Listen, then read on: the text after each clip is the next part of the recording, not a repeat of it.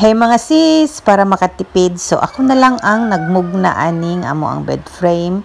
So nag-DIY ko, so gamit ang rugby and naate gibutang nga foam o kuan kaning leather na gusto namo nga color para diri sa amo ang room to. So nakabuhat na day ko ng isa ka single bed. So mo na siya mga sis, nagbanta lang gid kog ako lang kay para makatipid ta. So mo day ni nahuman na nako ang room 3. So white pod nga color ang ako ang gipili para diha nga room na siya. Di na masama.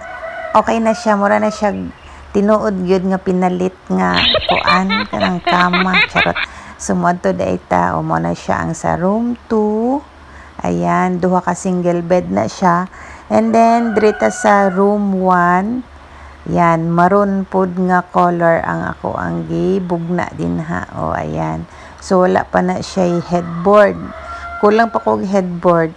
So, balik ta diri sa ako ang kuan. So, muna ako ang gantaker di ay. Tapos, napod ko yung martilyo kay gabinuang akong gantaker. Usahay, dili kay siya mo kuan mo dikit sa kahoy. Ayan. So, nga na lang kasimple mga sis kay so, diha, nagmoni pinaka malupit nga kuan malupit nga move ka ng magantaker na kay murag mahurot yun ay mong kusog din pinukpok or kuan para muduot yun taman ang iyahang stapler. Ayan. Kung di makaya ala, dukdukon po na ako sa martilyo.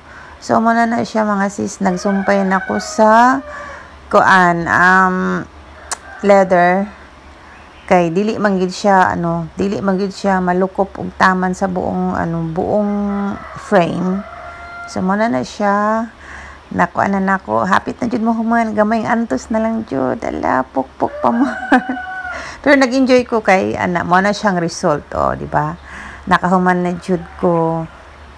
Yan, duha nakabuok single akong nahuman din ha. So ibutang na pud nato ang foam. Ayan, ang next move na po ani ang atong headboard. Pangitaan pa na akong design.